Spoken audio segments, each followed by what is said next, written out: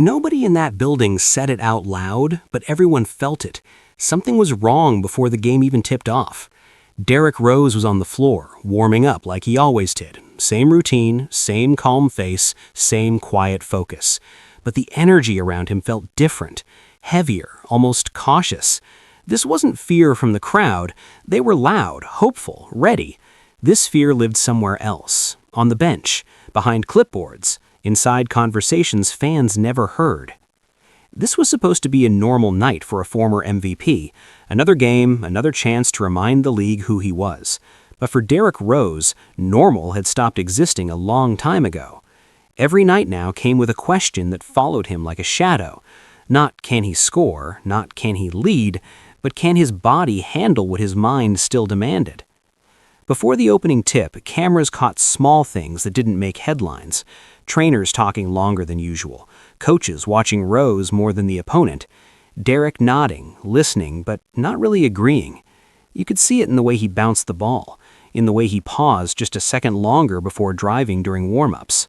This wasn't hesitation, it was restraint, and restraint had never been Derrick Rose's language. For years, his game was built on instinct, no thinking, no second guessing. One step, then gone. Defenders reacted late because Derrick never asked permission from his own body. Tonight, everyone around him was asking him to slow down, protect yourself, pick your moments, don't force it. Good advice, logical advice, but logic had never made Derrick Rose great. The arena buzzed as the starting lineups were announced. Fans stood, phones up, waiting for that first explosive move, that one reminder that the old Rose was still there. But when the ball went up, something felt off immediately. Derrick brought the ball up the floor, surveyed the defense, and instead of attacking the gap like he used to, he pulled back, reset, passed it off. The crowd didn't boo, they didn't panic, but the noise dipped just a little, like everyone leaned forward at the same time, trying to understand. The first few possessions told a quiet story. Rose was involved, but not dominant. He ran the offense, made the right reads, took safe angles. It looked smart, it looked controlled, it didn't look like Derrick Rose. On the sideline, the coaching staff watched closely, every step, every landing. This wasn't about the score yet. This was about data, about minutes, about making it through the night without disaster. The opponent sensed it before the stats showed it. Defenders played him differently. They went under screens. They gave him space, not out of disrespect, but out of calculation. They were testing him, daring him to explode, waiting to see if he still could. And for the first time in his career, Derrick didn't answer immediately. Midway through the first quarter, there was a moment. A familiar lane opened up, the kind Rose used to attack without thinking. The crowd rose instinctively, muscle memory kicking in. Derrick took one step forward, then pulled the ball back out, reset again. The defender smiled, not because he won the possession, but because he learned something. On the bench, assistants exchanged looks. This was the plan, technically. Ease him in, let the game come to him. But basketball doesn't always respect plans. Momentum doesn't care about caution. The opponent began to settle in, hitting shots, feeding off the uncertainty. Nothing dramatic yet, nothing alarming, just a slow shift, almost invisible unless you knew what to look for. Derrick checked out earlier than usual. The crowd clapped, but there was confusion in it. He sat down, towel over his shoulders, eyes locked on the floor. He wasn't tired, that much was clear. His breathing was steady, his legs bounced with unused energy. This wasn't a physical substitution, it was strategic, protective, and Rose knew it. As the game continued without him, the offense lost its edge. Ball movement slowed, attacks became predictable. The opponent took advantage, pushing the pace, forcing rotations, building a small lead that felt bigger than it was. Every time the camera cut to Derrick on the bench, fans searched his face for answers. All they found was frustration held just beneath the surface. When he finally checked back in, the crowd erupted, desperate for a spark. And for a brief moment it looked like it might come. Rose attacked once, absorbed contact, finished softly at the rim. The building woke up. This was it. This was the reminder. But instead of building on it, the game pulled him back into control mode. Another drive stopped short, another pass out, another possession where instinct lost to instruction. The tension wasn't loud, it was quiet, uncomfortable. Derrick Rose was doing what he was told, playing within limits, respecting boundaries that never existed before, and the game slowly began to slip. Not because he was bad, not because he couldn't compete, but because the version of Derrick Rose on the floor wasn't allowed to be fully himself. Late in the second quarter, the opponent made their move, a run. Nothing flashy, just disciplined basketball, capitalizing on uncertainty. The lead stretched. Timeout. Coaches talked adjustments. Fans talked among themselves. Everyone felt the same thing but couldn't quite say it. This game was asking for something dangerous. It was asking Derrick Rose to choose. As he stood up during the timeout, waiting to hear if he'd stay in or come out, his expression said everything words couldn't. He wanted the ball. He wanted control. He wanted the responsibility back. But responsibility came with risk, and risk was the one thing everyone else in the building was trying to avoid. The buzzer sounded to end the half. The score wasn't out of reach, but the feeling was. As players walked to the locker room, the camera lingered on Derrick Rose for a moment longer than usual. He didn't look defeated. He looked conflicted, caught between the player he was told to be tonight and the player he had always been.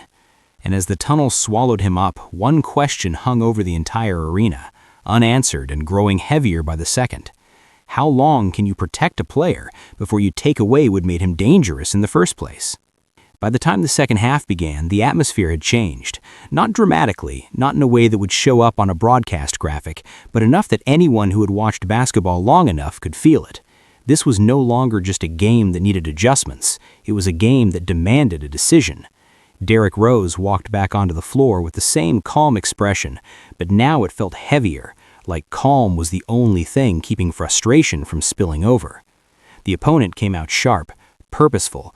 They weren't rushing anymore. They knew what they had. They had seen enough in the first half to understand the situation. Derrick Rose was still dangerous, but he wasn't unleashed. And in the NBA, even a half second of hesitation is an invitation. They attacked early, forced switches, tested help defense, and every successful possession added pressure not just to the scoreboard, but to the choices being made on the Bulls bench. Derrick took the ball at the top of the key and called for a screen. The defender went under it again, daring him to pull up, daring him to sell. Derrick glanced toward the rim, took a rhythm dribble, and pulled up from mid-range. The shot fell, clean. The crowd responded, louder than before. It wasn't just about the basket, it was about relief, proof that he could still punish mistakes. But relief didn't last long. On the next possession, a lane opened wider than it had all night. This was the moment fans had been waiting for. Rose drove hard, split the defenders, elevated, and for a split second the building held its breath. He finished, but the landing was awkward. Nothing dramatic, no fall, no visible injury, just a slight pause before he jogged back on defense. Trainers stood, coaches leaned forward. The crowd stayed silent longer than usual after the basket, waiting for a reaction. Rose waved them off. He stayed in the play. But something had shifted again, not physically, but emotionally. That drive was a reminder, not just of what he could do, but of what could happen. The next few possessions slowed. The opponent sensed it immediately. They pushed the tempo, forcing Rose to defend more than he wanted, making him work laterally, testing stamina, testing trust. Midway through the third quarter, the game reached a breaking point that didn't look like one at first. The opponent went on a short run, nothing explosive, just smart basketball. A defensive stop, a transition bucket, another stop. Suddenly the lead felt uncomfortable. Timeout was called.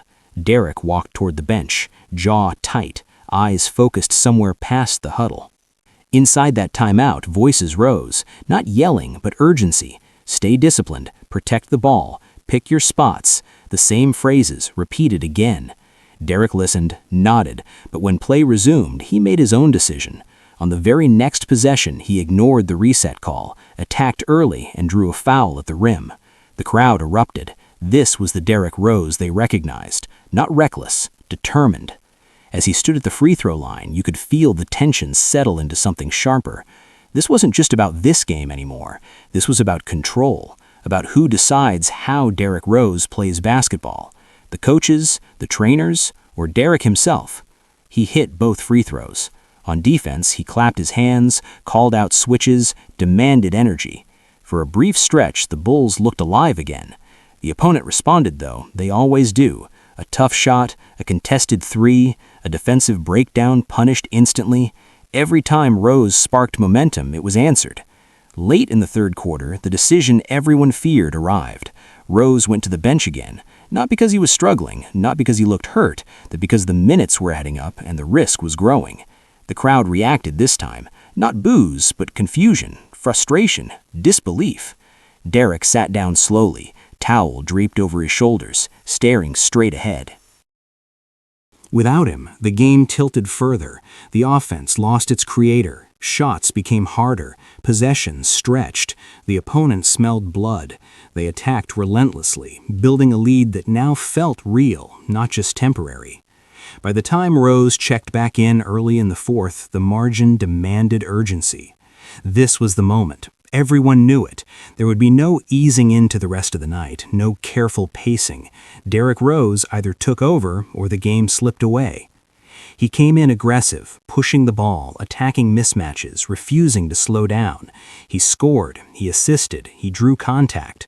For a few minutes, the arena sounded like it used to, loud and hopeful and desperate all at once. But urgency cuts both ways. The opponent matched his intensity with precision.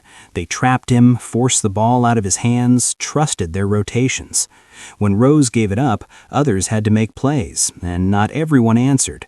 A missed open shot, a turnover, a defensive lapse, each mistake hit harder now. With under 5 minutes left, the score still within reach, Derrick drove again, absorbed contact and finished through traffic. He stayed down for a beat too long. The building froze.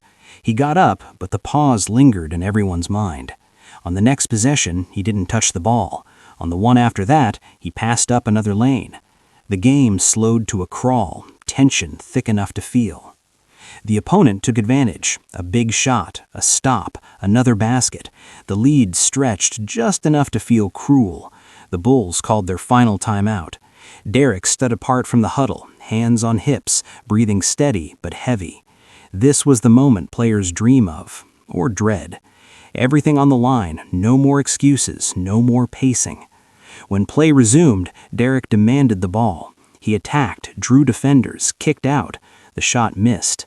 On the other end, the opponent converted. Time slipped away, possession by possession. Derrick scored again, but now it felt like resistance, not takeover, effort without reward. As the final minute approached, the outcome became clear, not because the Bulls stopped fighting, but because the night had already decided what it was going to be. The buzzer sounded, the game ended. The opponent walked off with the win. The scoreboard told the story in numbers, but the real story lived elsewhere.